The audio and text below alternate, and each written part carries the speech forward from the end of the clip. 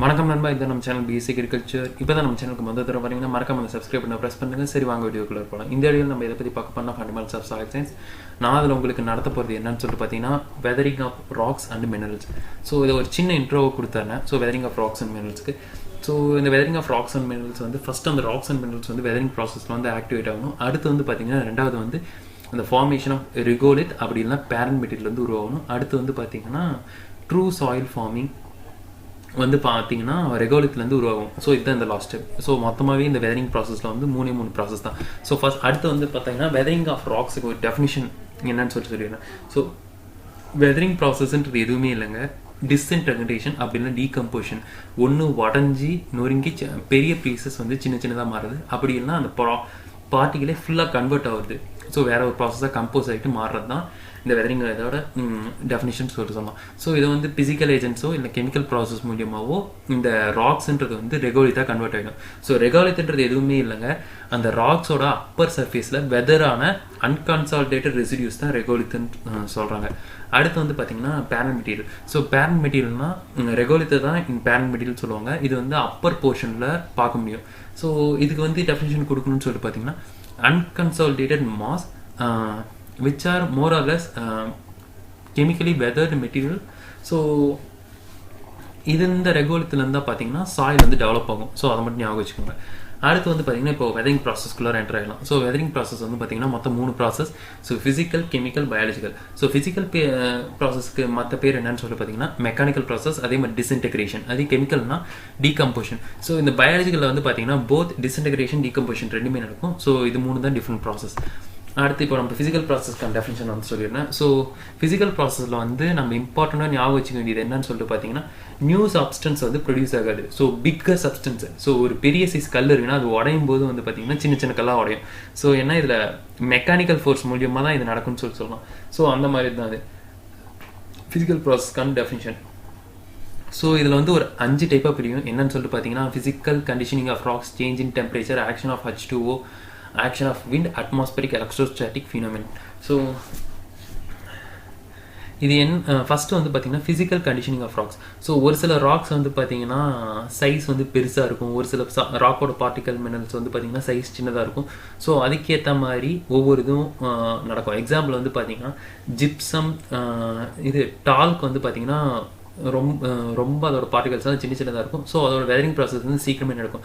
இதே steel, iron அந்த மாதிரி இதெல்லாம் பார்த்தீங்கன்னா பார்ட்டிகல்ஸோட சைஸ் வந்து பார்த்தீங்கன்னா பெருசு. ஸோ இந்த இதில் வந்து ஃபிசிக்கல் கண்டிஷன் படி பார்க்கும்போது லெஸர் பார்ட்டிகல் சைஸ் பார்ட்டிகல்ஸ் வந்து சீக்கிரமாக வெதரிங் ஆகிடும். ஸோ இந்த மாதிரி ஒன்று. அடுத்து வந்து பார்த்தீங்கன்னா changes in temperature.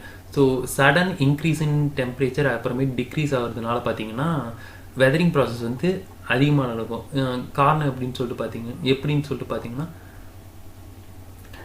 Example in டெசர்ட்ஸில் வந்து பார்த்தீங்கன்னா sudden heat and cool in day and night வந்து நடந்துகிட்டே இருக்கிறதுனால அங்கே வந்து சாயில் ஃபார்மேஷன்றது வந்து டெசர்ட்ஸில் அதிகமாக இருக்கிறதுக்கு காரணம் இதுதான் ஒரு இம்பார்ட்டன்ட் ரீசன். அடுத்து வந்து ஆக்ஷன் ஆஃப் H2O, இந்த வாட்டர். ஸோ இது வந்து பார்த்தீங்கன்னா மொத்தம் ஒரு 4 விதமே ஆக்ட் ஆகும். ஃபஸ்ட்டு வந்து ஃப்ராக்மெண்டேஷன் அண்ட் டிரான்ஸ்போர்ட். ஸோ இப்போ ஒரு ராக் மேலே கண்டினியூஸாக வாட்டர் ஃப்ளோ ஆகிட்டே இருக்கும்போது ஸோ அந்த சாலிட் பார்ட்டிகல்ஸ் வந்து பிரேக் ஆகிட்டு ஃப்ராக்மெண்ட்டாக உடஞ்சி போகிறது. இது வந்து டிரான்ஸ்போர்ட் ஆகிட்டு வேறு இடத்துல வந்து கன்சால்டேட் ஆகிறது மூலிமா இந்த ரெகோலித் மெட்டீரியல் ஃபார்ம் ஆகுது. அடுத்து வந்து ஆக்ஷன் ஆஃப் ஃப்ரீசிங். ஸோ இந்த ஃபஸ்ட்டு பார்ட்டோட கண்டினியூஷன் தான் இந்த ஆக்ஷன் ஆஃப் ஃப்ரீசிங்கிறதும். ஸோ இது என்ன ஆகும்னு சொல்லிட்டு பார்த்தீங்கன்னா இப்போ தண்ணி வந்து ராக்ஸ்குள்ளார உள்ளார போயிடுச்சு. இப்போ சடனாக ஏதோ ஒரு கோல்டு கிளைமேட்னால ஃப்ரீஸ் ஆகுதுன்னா ஸோ அந்த டயத்தில் வந்து பார்த்தீங்கன்னா உள்ளார ஃப்ரீஸ் ஆன வாட்டர் கிறிஸ்டல் வந்து எக்ஸ்பேண்ட் ஆகும்போது அந்த ராக்ஸ், அதாவது அந்த ராக் வந்து பிரேக் ஆகிறதுக்கு சான்ஸ் இருக்குது. ஸோ இதன் மூலியமாகவும் பேரண்ட் மெட்டீரியல் வந்து ஃபார்ம் ஆகும். ஸோ வெதரிங் ப்ராசஸில் அடுத்து வந்து பார்த்தீங்கன்னா alternate wetting and drying. So இப்போது ஒரு ராக் வந்து கண்டினியூஸாக ஈரமாயிட்டு அதே மாதிரி ட்ரை ஆகிட்டு இருக்குன்னு சொல்லிட்டு பார்க்கும்போது அந்த இடத்துல வந்து weathering process. So sudden wetting and drying ஆகும்போது அந்த பேரண்ட் மெட்டீரியல் அந்த ராக்ஸை வந்து அப்பர் லேயர் வந்து ஸ்க்ராட்ச் ஆகிட்டே இருக்கும். ஸோ அதனால் வந்து பார்த்தீங்கன்னா ரெகோலித் வந்து ஃபார்ம் ஆகும். அடுத்த ஆக்ஷன் ஆஃப் கிளாசியர்ஸ். ஸோ இது வந்து பனிப்பாறைகள் மேலேருந்து உடஞ்சி விடும்போது அதன் உறவுகள் மூலியமாக வந்து பார்த்தீங்கன்னா இந்த ராக் ஃபார்மேஷன்றது நடக்கும். ஸோ இதுதான் இந்த வாட்டரோட 4 டிஃப்ரெண்ட் மெத்தட்ஸ். அடுத்து வந்து action of wind. So wind movement மூலியமாக இந்த ராக்ஸ் மேலே அப்பர் சர்ஃபேஸில் ஃபார்ம் ஆன மெட்டீரியல் நவர அடுத்த சர்ஃபேஸ் வந்து ஃபார்ம் ஆகிட்டே இருக்கும். ஸோ இதுதான் action of wind. Atmospheric electrostatic phenomenon. So இது வந்து ஸ்டாட்டிக் ப்ரெஷர் மூலியமாக ஃபிசிக்கல் ப்ராசஸ், அதாவது இப்போது 2 பாறைகள் வந்து ஒன்றா உரசும் போது ஃபார்ம் ஆகிறது தான் இந்த எலக்ட்ரோஸ்டாட்டிக் ஃபினாமினன்றது. ஸோ இப்போ மோதும் போது உடையிறது வந்து இந்த இதுக்குள்ளார வரும். அடுத்து வந்து பார்த்தீங்கன்னா கெமிக்கல் ப்ராசஸ். ஸோ இந்த இது வந்து பார்த்தீங்கன்னா டீகம்போஷன் ஆஃப் ராக்ஸ் வந்து வேரியஸ் கெமிக்கல் ப்ராசஸ் மூலியமாக நடக்கும். ஸோ இது வந்து ஒரு இம்பார்ட்டன்ட் ப்ராசஸ்ன்ட்டே சொல்லலாம் சாயில் ஃபார்மேஷனுக்கு. பட் இதில் வந்து இன்னொரு நியூஸ் வந்து நம்ம இம்பார்ட்டன்ட் ஞாபகம் வச்சுக்கணும். அது என்னன்னு சொல்லிட்டு பார்த்தீங்கன்னா நியூ சப்ஸ்டன்ஸ் வந்து இதில் ப்ரொடியூஸ் ஆகும். ஸோ ஃபிசிக்கல் ப்ராசஸில் நியூ சப்ஸ்டன்ஸ் ப்ரொடியூஸ் ஆகாது. இதே கெமிக்கல் வந்து பார்த்தீங்கன்னா நியூ சப்ஸ்டன்ஸ் ப்ரொடியூஸ் ஆகும். ஸோ இந்த கெமிக்கல் ப்ராசஸ் வந்து ஒரு 6 ப்ராசஸ் மூலியமாக நடக்கும். அது என்னன்னு சொல்லிட்டு பார்த்தீங்கன்னா hydration, hydrolysis, solution, carbonation, oxidation, reduction. So இதில் ஹைட்ரேஷன்றது வந்து பார்த்தீங்கன்னா வாட்டர் மாலிகுல் வந்து வெளியே போகிறது. ஸோ ஒரு காம்பவுண்ட்லேருந்து வாட்டர் மாலிகுல் வெளியே ரிலீஸ் ஆகுது. இதே ஹைட்ரோலைசிஸ் வந்து பார்த்தீங்கன்னா வாட்டர் மாலிகுல் வந்து அந்த காம்பவுண்டில் ஆட் ஆகுது வந்து ஹைட்ரோலைசிஸ். இதே சொல்யூஷன் தான் எதுவும் இல்லை, டிஃப்ரெண்ட் கெமிக்கல் காம்பவுண்ட்ஸ் ஆசிட்ஸ் வந்து அந்த ராக்ஸ் மேலே ஆக்ட் ஆகுது வந்து சொல்யூஷன். இதே கார்பனேஷன்னா CO2 கார்பன் டை ஆக்சைடு வந்து அந்த ராக்கோட ஆக்ட் ஆகுது வந்து கார்பனேஷன். இதே ஆக்சிடேஷன்னா ஆக்சிஜன் வந்து ராக்கோட ஆக்ட் ஆகும். இதே ரிடக்ஷன்னா ஆக்சிஜன் வந்து அந்த காம்பவுண்ட்லேருந்து ரிடியூஸ் ஆகிட்டு போகிறது தான் இந்த ப்ராசஸ். ஸோ இதுதான் இந்த 6 டிஃப்ரெண்ட் கெமிக்கல் ப்ராசஸ். அடுத்து வந்து பார்த்தீங்கன்னா biological weathering. So biological weathering வந்து எதெல்லாம் நடக்கும்னு சொல்லி பார்த்தீங்கன்னா man and animals, higher plants and roots, அப்புறம் மைக்ரோ ஆர்கானிசம். ஸோ மேனோட ஹியூமன் மூவ்மெண்ட்ஸ்னால இப்போ ஒரு பொருள் எடுத்து நம்ம இந்த இடத்துல நவுத்தி வைக்கிறோம். அதே மாதிரி அந்த காலத்தில் பாறைகள் நவுத்தி விட்டாங்க. ஸோ இது வந்து ஒரு ஆர்டிஃபிஷியல் மீன் அப்படின்ட்டே சொல்லலாம் பயாலஜிக்கல் வெதரிங்க. ஸோ அனிமல்ஸு ஒரு சில இடத்துலேருந்து இன்னொரு இடத்துக்கு நவரும் போதும் சரி, இந்த மாதிரி ப்ராசஸில் வந்து both disintegration, decomposition. So even human saliva, நம்ம ஹியூமன் எக்ஸ்க்ரீட்டரெல்லாம் பார்த்தீங்கன்னா அதில் அசிடிக் கண்டென்ட் அதிகமாக இருக்கும். ஸோ அது வந்து ஒரு இடத்துல பட்டுட்டு இருக்கும்போது கூட வெதரிங் ப்ராசஸ் வந்து இன்க்ரீஸ் ஆகிறதுக்கான சான்சஸ் அதிகம் அப்படின்னு சொல்லிட்டு தான் இந்த பயாலஜிக்கல் வெதரிங்கில்.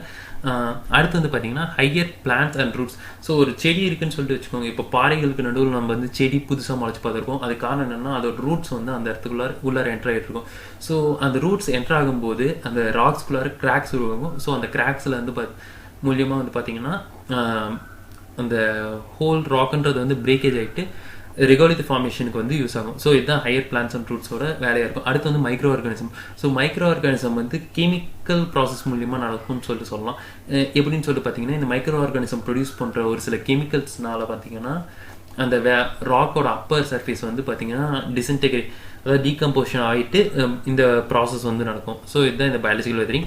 அடுத்து வந்து பார்த்தீங்கன்னா weathering of minerals. So weathering of minerals நடக்கணும்னா ஒரு 3 கண்டிஷன்ஸ்க்கு ஏற்ற மாதிரி தான் இந்த இது நடக்கும். கண்டிஷன் அப்படின்னா கேரக்டர்னு சொல்லலாம். ஃபர்ஸ்ட் வந்து கிளைமேட்டிக் கண்டிஷன்ஸ், அடுத்து ஃபிசிக்கல் கேரக்டரிஸ்டிக்ஸ், அப்புறம் கெமிக்கல்ஸ் வந்து structural characteristics of minerals. So first வந்து நம்ம கிளைமேட்டிக் ஃபேக்டர் பார்க்கலாம்.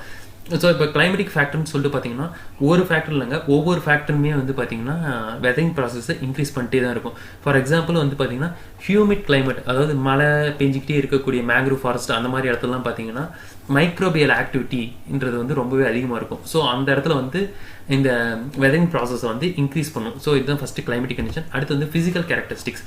இப்போது பார்ட்டிகல் சைஸ்ன்னு நான் ஏற்கனவே சொன்னேன். ஸோ ஜிப்சம் அந்த மாதிரி இதெல்லாம் பார்த்தீங்கன்னா பார்ட்டிகல் சைஸுன்றது கம்மியாக இருக்கும். அதேமாதிரி டிஃபரன்ஷியல் கம்போஷன் ஆஃப் மினரல்ஸும் வந்து பார்த்தீங்கன்னா ஒவ்வொன்றும் ஒவ்வொரு மாதிரி இருக்கும். ஸோ ஒரு சில பார்ட்டிகல்ஸ் வந்து ரொம்பவே ஹார்ட்னஸோடு இருக்கக்கூடியது, ஒரு சில இது வந்து ரொம்பவே கம்மியாக இருக்கும். ஸோ அந்த மாதிரி இதெல்லாம் பார்க்கும்போது ஃபிசிக்கல் கேரக்டரிஸ்டிக், அந்த மினரல்ஸோட ஃபிசிக்கல் கேரக்டரிஸ்டிக் ஏற்ற மாதிரி பார்த்தீங்கன்னா வெதரிங் ப்ராசஸும் சீக்கிரமாக நடக்கிறதும் லோவாக ரொம்பவே கம்மியாக நடக்கிறதும் வந்து பார்த்தீங்கன்னா ஒவ்வொரு இதுவும் டிஃப்ரென்ஸாக இருக்கும். ஸோ இந்த ஃபிசிக்கல் கேரக்டரிஸ்டிக்ஸ். அடுத்து வந்து பார்த்தீங்கன்னா chemical and structural characteristics of minerals. So இது வந்து பார்த்தீங்கன்னா ஒவ்வொரு கெமிக்கல்ஸோட கெமிக்கல் நேச்சர் அதேமாதிரி கிறிஸ்டல் நேச்சரும் வந்து பார்த்தீங்கன்னா இந்த வெதரிங் ப்ராசஸ் வந்து டிட்டர்மின் பண்ணும். ஸோ ஒரு சில கெமிக்கல்ஸ் வந்து பார்த்தீங்கன்னா ஈஸியாக டீக்ரேட் ஆகும் அப்படின்றது வந்து சீக்கிரமாக ஆகிடும். ஒரு சில இது வந்து லேட் ஆகும். எக்ஸாம்பிள் வந்து பார்த்தீங்கன்னா ஃபெர்ரோ மேக்னீஷியம் மினரல்ஸ் வந்து பார்த்தீங்கன்னா கெமிக்கல் வெதரிங்க்கு வந்து ரொம்பவே சசப்டிபிள் ஒன்றா இருக்கும். இதே நான் ஃபெர்ரோ வந்து பார்த்தீங்கன்னா ஈஸியாக வெதரிங் ப்ராசஸில் இதாகும். அடுத்து வந்து பார்த்தீங்கன்னா லெஸ் டைட்லி மினரல்ஸ் வந்து பார்த்தீங்கன்னா ரொம்பவே ஈஸியாக வெதர் ஆகும். அதுவும் கம்பேர் பண்ணும்போது டைட்லி பேக்டு மினரல்ஸை கம்பேர் பண்ணும்போது லெஸ் டைட்டாக பேக் ஆகிருக்க மினரல்ஸ் வந்து பார்த்தீங்கன்னா ரொம்பவே ஈஸியாக வெதர் ஆகிடும்.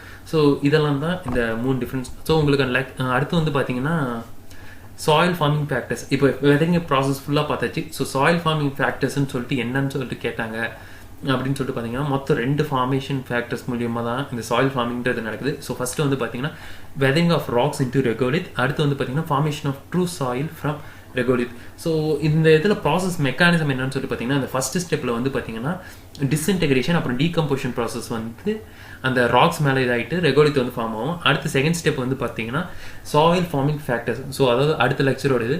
ஸோ சாயில் ஃபார்மிங் ஃபேக்டர்ஸ் மூலியமாக வந்து பார்த்தீங்கன்னா ட்ரூ சாயில் வந்து ரெகோலித்தில் வந்து ப்ரொடியூஸ் ஆகும். ஸோ இதுதான் இந்த 2 ஸ்டெப் இந்த சாயில் ஃபார்மிங் ஃபேக்டர்ஸ்க்கு. ஸோ உங்களுக்கு அந்த லெக்சர் நோட்ஸ் வந்து நான் டிஸ்கிரிப்ஷனில் கொடுத்துட்டேன். இந்த வீடியோ அப்படின்றது கமெண்ட் செக்ஷனில் கமெண்ட் பண்ணுங்கள். அதே மாதிரி நம்ம இன்ஸ்டாகிராம் பேஜில் வந்து ஜாயின் ஆகிக்கோங்க. ஸோ உங்களுக்கு இந்த வீடியோ பிடிச்சிருந்தா லைக் பண்ணுங்கள், உங்கள் ஃப்ரெண்ட்ஸ் எல்லாத்துக்கும் ஷேர் பண்ணுங்கள். மறக்காம நம்ம BScAgriculture சேனலை சப்ஸ்கிரைப் பண்ணிட்டு பெல் ஐக்கானை ப்ரெஸ் பண்ணுங்கள். ஸோ தேங்க்ஸ் ஃபார் வாட்சிங் இந்த வீடியோ. நான் உங்களை அடுத்த வீடியோவில் சந்திக்கிறேன்.